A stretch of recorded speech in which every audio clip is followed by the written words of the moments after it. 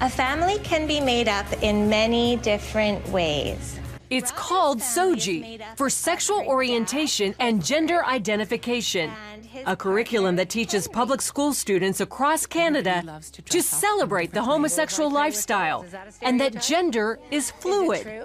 In other words, your gender is not dependent on what parts you were born with, but rather what you feel like in the moment. There's people that are boys, there's people that are girls. There are people whose gender might be a little bit of both or might even be neither. Lessons include books about transgender children, such as 10,000 Dresses, and songs like The Rainbow Song. Gender won't decide the choices we make. Some boys like dressing up, some girls like catching snakes. The SOGI curriculum started in British Columbia in 2016 and is quickly spreading throughout Canada. I just thought, who decided that this was okay to teach our children? Author and inspirational speaker Laura Lynn Tyler Thompson is a leading voice against the SOGI curriculum. And we are seeing the results of that now, because some kids are reacting very emotionally and saying, and they're in fear. Will I suddenly struggle with feeling like a different gender inside of my body? Carrie Simpson of Culture Guard, another leading opponent, calls the curriculum nothing short of child abuse. All those beautiful qualities that make young girls, beautiful girls and women, are being basically vilified. The things that make our boys boys are being, taken from them. So things of equating young men to being strong protectors is something that's now evil. But Morgan Auger, a transsexual and supporter, claims it's about acceptance, not indoctrination. The idea is to teach kids that there are gay kids and there are trans kids and there are trans parents and gay parents in our society, and everybody's wanted and desired. After all, that's what our Human Rights Code says, and it's the role of schools to teach the following of our laws, right? Simpson disagrees, saying she sees SOGI's real goal as altering our culture from a heteronormative society into one where anything goes, no boundaries, no values, no morals. It's a hedonistic cult, basically, what they're implying. Another blaring example, drag queen story time. It's happening in Canada and America, where some public schools and libraries invite drag queens, some dressed like horned demons, to read to young children.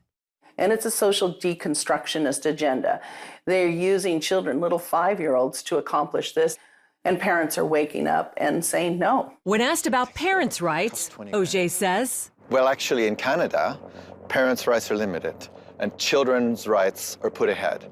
So the child has the right to be protected from the parents when the parents behave badly. Canada is known as one of the most gay-friendly countries in the world, with many of their largest cities featuring their own gay villages, like here in Vancouver, which has literally rolled out the Rainbow Road. Most gays, like village resident Dave Davy DiCarlo, support SOGI and limiting parental rights. The change that we have to see is sometimes the parents, and the kids are doing actually really okay. This is very scary stuff. Longtime Vancouver area pastor Kevin Kavanaugh says this is far more serious than most Canadian Christians realize. Our problem is not the teachers, the educators, the administrators. This is a battle in the heavenlies. He says Satan is going after their most vulnerable, the children. And the little girl came home in tears because the teacher had told her, since she was playing with some toys in the class that were deemed to be masculine in nature, that she was likely a boy in a girl's body. The mother went to the school the very next day, and instead of having any sort of tolerance or support or understanding, she was actually called names. She was told that she was a homophobe, that she was a bigot. With that in mind, Tyler Thompson, Simpson, and Pastor Kevin are spreading their message across social media and in town hall meetings. The pro-gay backlash has been fierce. And the hatred and the anger and the bullying that came against us, even though we said, we love you, we don't take from you the opportunity and the freedom to live as you choose. We love you, but we do not agree with you. Pastor Kevin believes Canadian Christians are in a 2 Chronicles 20 moment. The word was this battle is not yours, Jehoshaphat. This battle is the Lord's. And the church is beginning to prepare for what it takes to fight for our kids. The battle between an aggressive homosexual agenda and the faith community here in Canada is far from over. But many Christian leaders say it may be the issue that causes a once sleeping church to rise up and be heard. Wendy Griffith, CBN News, Vancouver.